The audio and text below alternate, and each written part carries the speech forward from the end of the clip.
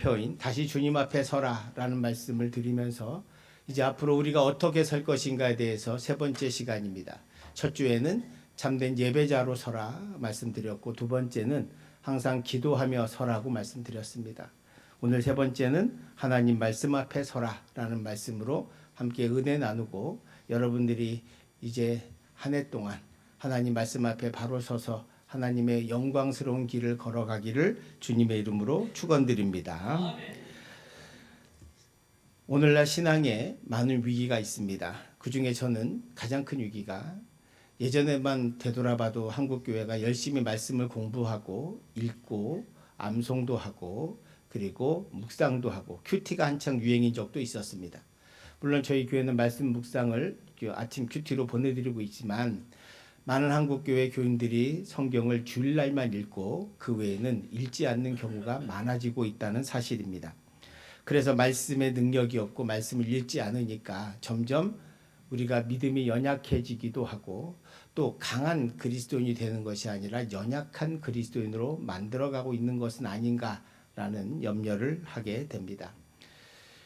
고대 그리스에 많은 여러 도시국가가 있었습니다. 그 중에 제일 유명한 게 아테나와 스파르타라고 하는 나라였습니다.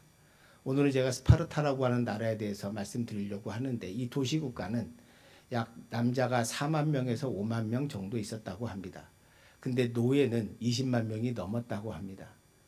그리고 이 조그만 도시국가를 지키기 위해서 이 스파르타, 우리가 흔히 아들 자녀 교육을 스파르타식으로 시킨다고 할 때는 강제로 억지로 세게 용감하게 자라게 한다, 뭐 그런 뜻으로 우리가 받아들이는 것처럼, 고대 스파르타는 어린아이를 7살이 되면 무조건 학교에 입학시켜서 거기서 먹고 자게 하면서 교육도 시키지만 군사훈련도 어릴 때부터 시켰습니다. 그 군사훈련에 탈락하면 과감하게 도시에서 쫓아냈습니다. 그러니까 도시의 시민으로 받아들이지 않는 거죠. 약한 사람, 병약한 사람, 이런 사람들은 다 쫓아냈습니다. 그리고는 오직 강력한 신체 훈련을 강력하게 받을 수 있는 사람만 남겼습니다. 이들이 엄격한 훈련을 통해서 훌륭한 군사로 성장하는 것이죠. 근데 이들에게는 잘 때도 그 스파르타 사람들에게 없는 게 몇 가지가 있는데, 첫 번째는 베개가 없었다고 합니다. 침상에 그냥 자게 했다는 거예요. 다른 나라는 화려한 베개가 많았지만 아테네나 테베나 고린도나 다른 도시 국가는 사람들이 화려한 베개를 자고 편안하게 잤지만, 이 스파르타는 모든 남자들이 다 베개 없이 나무 침상에서 잤다는 것입니다. 왜 그렇게 했냐? 편하게 잠들지 말라고. 별로 안 놀라시네요. 아마 우리 보고 이렇게 하면 우리 다 잠 못 잔다 그럴걸요. 삶의 질이 떨어진다고 다 불평할 겁니다. 근데 스파르타는 그랬다는 거예요. 또 하나 놀라운 것은 내복을 주지 않았다는 거예요. 외투만 줬다는 거예요. 여러분 300이라는 영화 보시면 거기에 사람들이 겨울인데도 반팔 입고 반바지 입고 왔다 갔다 합니다. 근데 실제로 그렇다는 거예요. 스파르타 아이들은 어릴 때부터 그리스도 겨울이 있잖아요. 봄, 여름 여름은 괜찮지만 겨울이 되면 추운데도 불구하고 내복을 주지 않았다는 거예요. 그래서 철저하게 그 피부가 추운 겨울에도 단련될 수 있게 했다는 거예요. 이런 사람들이 나중에 자라면 어떻게 되겠습니까? 강력한 군사가 되고 일당백의 용사가 될 수밖에 없었습니다. 이렇게 훈련시킨 이유는 단 하나였습니다. 그것은 전쟁에서 승리하여 조국을 지키게 하기 위해서였습니다. 그들은 조국을 지키게 하는 모든 일에 자신의 생명을 걸었고, 모든 남자들을 똑같이 대우하며 그렇게 베개도 없이 내복도 없이 잠을 잤다고 합니다. 오늘 우리에게 필요한 것이, 혹시 저는 이런 스파르타 같은 것은 아니더라도 이 정신과 이 마음은 우리가 배워야 하지 않을까 생각합니다. 우리는 너무 편하게 예수를 믿고 살면서 또 너무나 흔하게 하나님 말씀을 듣고 살기 때문에 도리어 홍수에 마실 물이 없는 것처럼 우리 삶에 말씀은 너무 많이 듣고 너무 많이 있지만 그 말씀을 실천하지 못하는, 그래서 연약한 그리스도인들, 점점 약해지고 조그만 시험과 어려움에도 낭망하고 시험 드는 그런 성도들이 되고 있는 것은 아닌가라는 생각을 갖게 되었습니다. 우리가 강하게 되는 것, 그것은 하나님 말씀 앞에 서는 것입니다. 하나님 말씀 앞에 서는 것이 왜 중요하냐? 그래야 우리가 스파르타처럼 강한 그리스도인이 되어서 조그만 시험이나 환난은 웃으면서 지낼 수 있고 염려하지 않고 근심하지 않을 수 있습니다. 여러분, 믿음은 어디서 납니까? 믿음은 들음에서 난다고 말합니다. 로마서 10장 17절에 믿음은 들음에서 나며 들음은 그리스도의 말씀으로 말미암는다고 말씀하고 있습니다. 그러니까 여러분, 믿음은 들음에서 난다는 데는 이유가 있습니다. 우리가 구약시대나 또는 중세시대까지 초대 기독교도 그렇고 그리고 중세시대까지, 아니 앞으로 200년 전만 가도 이 세상에 많은 분들이 책이라고 하는 것은 구경할 수도 없는 시대였습니다. 책값이 비쌌거든요. 성경책을 지렁이처럼 아무나 읽을 수 있는 것은 요 근래 들어와서 18세기 이후에 생긴 현상입니다. 종이가 발견되고 인쇄술이 발전하면서 책이 늘어난 거지, 중세시대, 아니 구약시대에 보세요. 에스라도 수문학 광장에서 성경을 읽어주고 설교했을 때 많은 사람들이 은혜 받습니다. 초대교도 마찬가지고요. 사도가 성경을 읽고 설교해주면 그것으로 은혜 받는 거거든요. 성경을 읽을 수가 없습니다. 성경책이 너무 귀하기 때문에. 그래서 믿음은 들음에서 난다는 것이 뭐냐? 목사가 크게 성경을 읽고 말씀을 읽은 다음에 그 말씀을 설교하면 많은 성도들이 그 말씀을 듣고 은혜 받았다는 거예요. 그러니까 믿음이 들음에서 난다는 것은 설교를 잘 듣기만 해도, 또 하나님, 여러분의 성경 말씀을 스스로 읽고 잘 묵상하면서 그 속에서 하나님의 음성을 들을 수만 있다면 여러분은 강한 믿음의 사람이 될 줄 믿습니다. 우리가 하나님의 말씀을 이 예배 시간에 들으면서 꼭 먼저 기억해야 할 것이, 가져야 될 자세가 두 가지가 있습니다. 이건 꼭 여러분이 한평생 가져가셔야 됩니다. 첫 번째, 여러분이 이 설교를 들을 때 하나님의 말씀으로 들으셔야 할 줄로 믿습니다. 오늘날 커뮤니케이션 학에서 제일 중요한 게 메신저를 신뢰하느냐 신뢰하지 않느냐가 중요하다고 말합니다. 즉 뉴스를 전하는데 그 뉴스를 전하는 자를 신뢰하지 못하면 그가 전하는 뉴스가 가짜 뉴스라고 여겨지게 되죠. 그러니까 우리가 예언자들도 보면 에레미야가 진짜 예언자로 말씀하고 하나님의 말씀을 대언했지만 사람들은 그 예언자를 때리고 감옥에 가두고 그 말씀은 듣지 않았습니다. 도리어 가짜 예언자를 들었죠. 하나님의 말을 들었습니다. 왜 그렇습니까? 에레미야를 신뢰하지 않았기 때문입니다. 그가 말하는 말을 하나님 말씀으로 안 받은 것은 에레미야를 신뢰하지 않았기 때문이고, 또 자기들에게 좋은 말 하는 것이 하나도 없기 때문에 그렇습니다. 그러니까 우리가 하나님 말씀을 들을 때 때로는 하나님 말씀은 여러분에게 평안을 주기 위한 말씀도 있지만 때로는 여러분의 심령과 폐부를 쪼개고 여러분의 마음속에 양심을 깨우고, 그리고 여러분이 다시 한번 주님 앞에 엎드려 기도할 수 있도록, 새로운 사람이 될 수 있도록 잠자는 영을 깨우는 역할을 합니다. 그러므로 메신저인 저를 여러분이 신뢰하셔야 합니다. 목사인 저를 이 시간만큼은 하나님의 사자로 인정하고 믿어야 하는 거죠. 그래야 제가 말씀할 때 제 말이 아니라 하나님의 말씀으로 들릴 것이기 때문입니다. 얼마 전에 선배 목사님하고 이런 말을 나눴습니다. 당신 교회에 장로님이 계셨는데 그 아들이 믿음이 좋은 청년이 있었습니다. 대학도 좋은 곳을 나왔고 그래서 졸업할 때 이제 좋은 데 취직하겠구나라고 생각하는데 어느 날 이 아들이 와서 장로님에게 장신대를 가겠다 그랬다는 거예요. 신학대학원을 가서 목사가 되겠다라고 했다는 거예요. 그 장로님과 권사님이 아들을 말렸답니다. 아들아, 뭐 때문에 신학대학원을 가니? 목사가 되려고 하느냐? 목사 이제 끝났다. 고생만 하고 힘들어. 하지 마. 라고 했다는 거예요. 근데 이 아들이 계속 고집을 부리더래요. 그랬더니 장로님이 그 목사님에게 와서 자기 아들을 말려달라고 그랬다는 거예요. 근데 이 목사님이 고민했다는 거예요. 이걸 말려야 되는 건지 속으로 가라고 해야 되는 건지 고민했다고 합니다.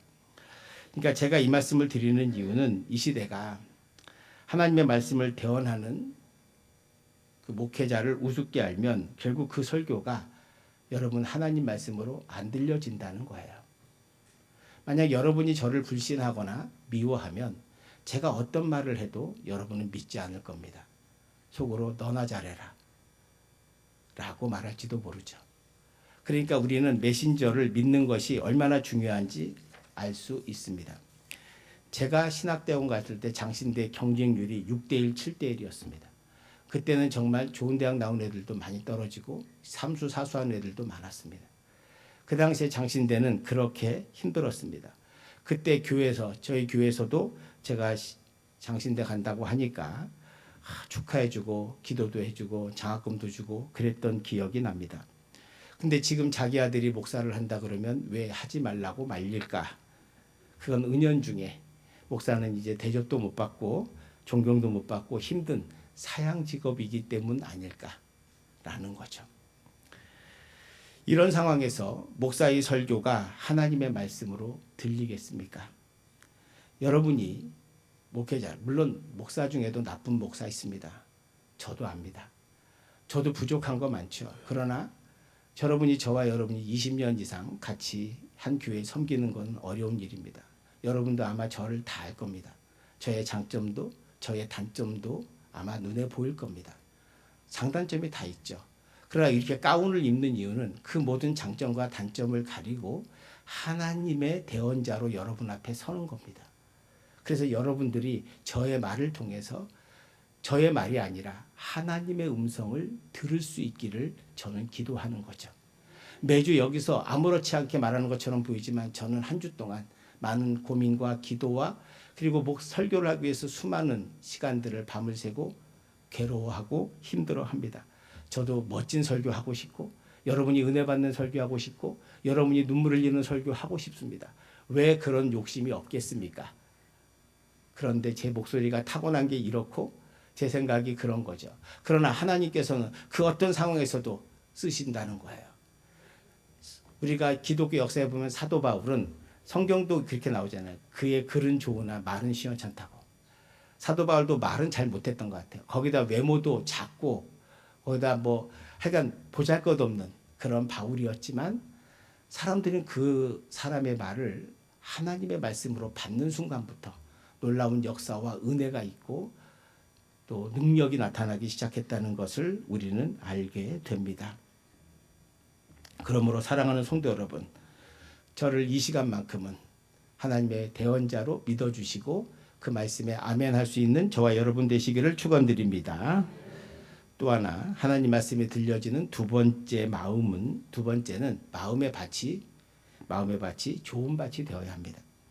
누가복음 8장 15절에 보시면 좋은 땅에 있다는 것은 착하고 좋은 마음으로 말씀을 듣고 지키어 인내로 결신하는 자니라.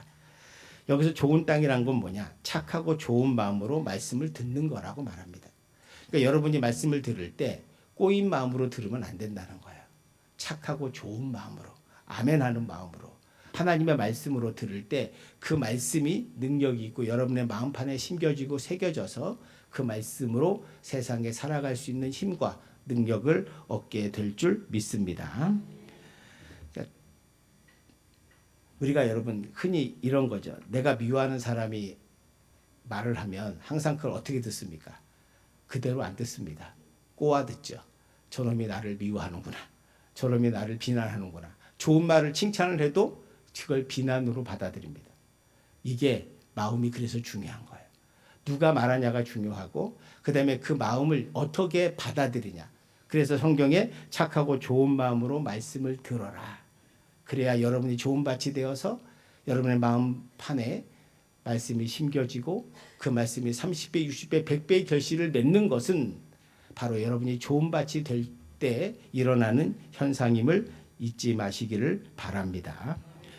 5만 번 응답받은 무디 선생님이 젊은 날에 믿음을 달라고 하나님께 열심히 기도했다고 합니다. 그는 내가 하나님께 믿음을 달라고 기도한 시간만 합쳐도 몇 달은 좋게 될 것이다. 내 생각으로 믿음이란 번갯불과 같이 어느 날 나를 확 달아오르게 할 어떤 것인 줄 알았다. 그러나 수없이 기도해도 믿음은 오지 않았다. 그런 어느 날 나는 로마서 10장을 읽다가 그런즉 믿음은 들음에서 나며 들음은 하나님의 말씀으로 말미암는다는 이 말씀을 듣고 그는 즉시 성경을 부둥켜 안고 믿음을 구했다. 그리고는 성경을 다시 펴서 하나님 말씀을 읽기 시작했더니 믿음이 자라기 시작했다라고 고백하고 있습니다. 우리가 일주일에 한 번 모여서 이 1시간 하나님 말씀을 듣고 예배하는 이것이 아무런 것도 아닌 것처럼 보이고 여러분이 문 앞에 나가도 아무런 변화가 없는 것처럼 보이지만 이 말씀이 여러분의 마음판에 새겨져서 삶의 현장에서 하나님의 말씀으로, 생명의 말씀으로 여러분을 살리고 여러분을 구원하는 놀라운 능력의 말씀이 된다는 것을 믿으시기를 바랍니다. 오늘 본문에서 사도 바울은 성경이 왜 생명의 말씀인가를 우리에게 가르쳐주고 있습니다. 오늘 15절 말씀을 한번 보시기 바랍니다. 같이 봉독합니다. 또 어려서부터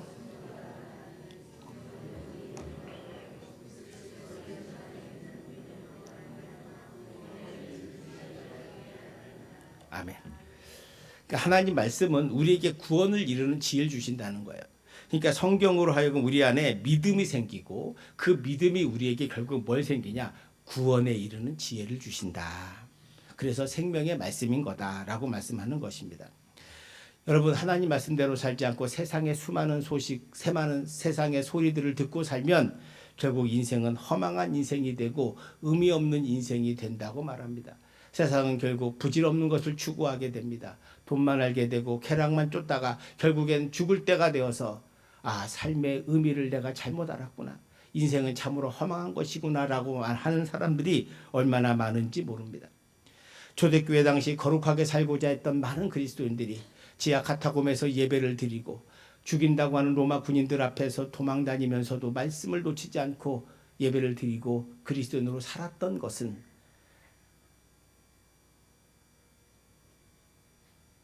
주님이 진리이고 생명이시며 그 말씀이 우리를 생명의 길로 인도하는 것임을 그들이 알았기 때문입니다. 그들이 사자밥이 되고 길가에 불타 죽으면서 가로등이 될 때도 그들은 진리를 추구한 사람이었고 생명의 말씀을 놓치지 않았던 사람들.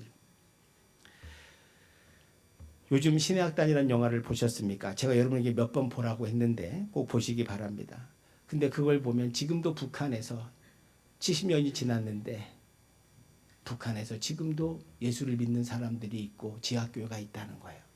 중국에도 지하교회가 있습니다. 왜 그분들은 자신의 생명을 걸고 잡히면 교화소에 끌려가서 10년 20년 정신교화라는 미명하에 매맞고 고문당하고 강제노동을 하면서 자유를 빼앗김에도 불구하고 왜 그들이 하나님 말씀을 읽고 그리스도인으로 살아갈까? 그것은 그 책이 하나님의 말씀이 예수님이 생명의 길이요 생명의 구원자임을 확신하기 때문 아니겠습니까? 오늘 저와 여러분들이 살리는 말씀이 여러분 정말 하나님의 말씀임을 믿으십니까? 혹시 여러분이 돈이라고 생각하지 않습니까? 내가 좀 더 돈 많이 벌어가지고 편안한 삶을 사는 것이 내 삶의 꿈이라면 주님께서 아마 돌을 떡이 아니라 황금으로 만들어 주셨을지도 모릅니다. 그러나 그것은 참된 구원의 길이 생명의 길이 아님을 성경은 우리에게 말씀해 주고 있습니다. 사랑하는 성도 여러분, 하나님 말씀 앞에 바로 서서 그 생명의 책이 나를 구원으로 인도한다는 것을 믿을 때 우리는 하나님의 말씀 앞에 바로 서고 살아갈 수 있게 됩니다. 성경은 어떤 책인가? 그 정의가 오늘 16절 17절에 나옵니다. 우리 16, 17절 말씀 한 절씩 교독하겠습니다. 모든 성경은 하나님의 감동으로 낸 것으로 교훈과 책망과 바르게 함과 의로 교육하기에 유익하니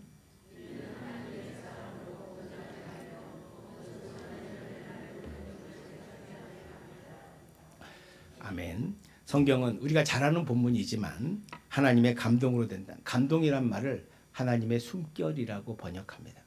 하나님의 숨결. 여러분이 성경을 읽을 때 하나님의 숨결이 여러분의 귀에 들려지는 거죠. 그러면 하나님은 살아계시구나. 하나님은 지금도 나에게 말씀하고 계시구나. 내가 슬픈 골짜기에 눈물을 흘릴 때 하나님은 나와 함께 하시는구나 라는 하나님의 숨결이 하나님의 말씀을 읽고 묵상할 때, 들을 때 여러분의 여러분에게 들려지게 될 줄 믿습니다. 그래서 하나님의 숨결을 듣는 것이고요. 우리가 성경을 읽는 또 하나의 이유는 오늘 본문에 있는 것처럼 우리 삶의 척도가 되기 때문입니다. 성경을 영어로 캐논이라고 말합니다. 캐논이라고 하는 것은 경이라는 뜻이죠. 이 뜻은 옛날 이집트 시대에 갈대라고 하는 것을 자로 사용해서, 갈대가 반듯하니까 그걸로 자로 삼았는데 거기서 나온 말입니다. 캐논이라고 하는 말이 척도라고 하는 뜻이에요. 척도. 척도라고 하는 것은 정확히 재는 자입니다. 즉 성경이 뭐냐, 캐논이 뭐냐, 자라는 거예요. 자. 여러분 혹시 일본 회사 캐논이라고 하면 캐논이라고 하는 카메라 회사 아시죠?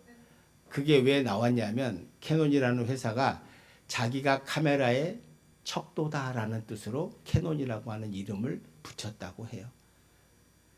근데 여러분 캐논은, 성경은 캐논이다라고 하는 말은 성경은 우리 삶의 자다, 척도다라고 하는 것입니다.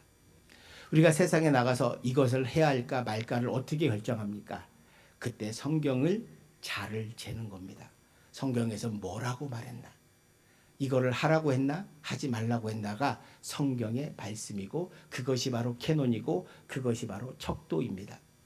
성경은 저와 여러분이 이곳이 아니라 세상에 나가서 어떻게 살아야 할 것인가를 가르쳐주고 재는 자입니다. 그 자가 없으면 여러분은 어떻게 될까요? 사람들이 많은 곳으로 가게 됩니다.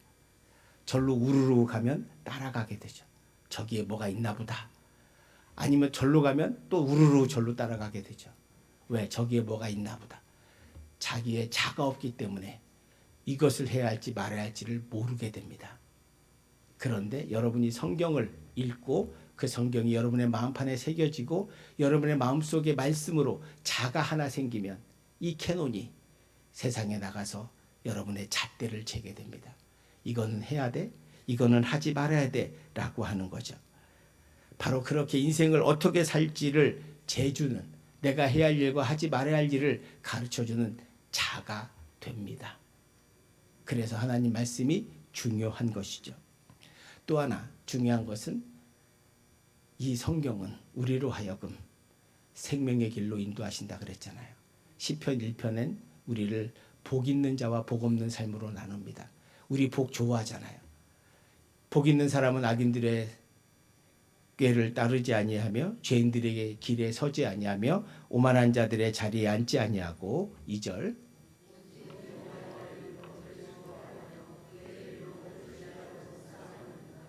아멘. 이렇게 삶이 되시기를 축원드립니다. 복 있는 사람의 길을 걷는 것, 그것이 생명의 길을 걷는 것이요. 그 길은 뭐냐? 오늘 2절에 시편 2절에 있는 것처럼 하나님의 말씀을 즐거워하고 그 말씀을 주야로 묵상하는 자. 그래서 그 캐논이 마음속에 새겨질 때 그 잣대를 가지고 세상에서 힘있게 살아갈 수 있게 됩니다. 모세는 호렙산에서 80의 하나님의 부르심을 들었습니다. 그는 하나님의 음성을 듣고 그 말씀 지팡이 들고 나가서 자신들의 민족을 구했습니다. 이사야도 하나님 말씀을 듣고 사명을 깨달았고 사도 바울은 다메섹 도상에서 주님의 음성을 듣고 자신의 인생을 바꾸고 이방인의 사도로 주의 복음을 전하며 한평생 살았습니다. 예수님의 제자들이 어부고 세리고 이런 보잘것없는 인생이었지만 주님을 따르고 주의 말씀을 듣고 성령의 충만함을 받으며 사도로 거듭나 아름다운 인생을, 한 번뿐인 인생을, 의미 있는 인생을 살아 2000년이 지난 지금도 우리는 그들의 이름을 기억하고 있고 말하고 있습니다. 그 당시에 세상을 따랐던 수많은 권력자와 부자들과 군인들은 우리는 모르지만 말없이 볼품없이 그 당시에는 튀지도 않고 희망도 없이 복음을 전하며 감옥에 갇히고 매맞았던 그들을 오늘 우리는 기억하고 있습니다. 하나님의 말씀을 붙들고 사는 자는 영원히 삽니다. 하나님 말씀을 붙들고 사는 자는 이 어두운 세상 속에서 어디로 가야 할지 모르는 이 세상 속에서 척도가 되고 길이 되고 진리가 되고 생명이 되어서 우리를 살립니다. 그러므로 사랑하는 성도 여러분, 하나님 말씀 앞에 섭시다. 말씀을 사랑합시다. 말씀을 마음에 새깁시다. 그리고 그 말씀을 붙들고 이 땅에 참된 그리스도인으로 자를 재가며 살아갑시다.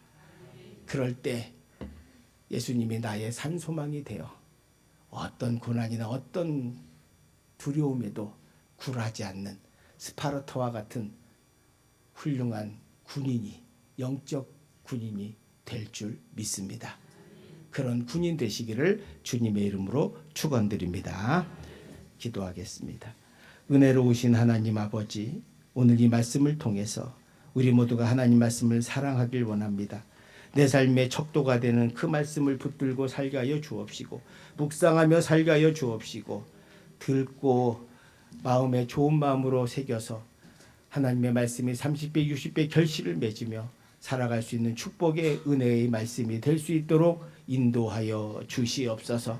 우리 부흥교회 성도들 한 분 한 분의 심령 가운데 하나님 말씀이 새겨지게 하여 주셔서 그 말씀으로 세상을 이기며 스파르타와 같은 아름다운 군인으로, 영적 그리스도의 군사로 살아갈 수 있도록 도와주시옵시고, 절망 가운데도 예수님을 나의 산소망으로 삼고 살아갈 수 있도록 은혜 내리워 주옵시고, 세상에서 승리하며 살아가는 영적 그리스도인 되게 하여 주옵소서.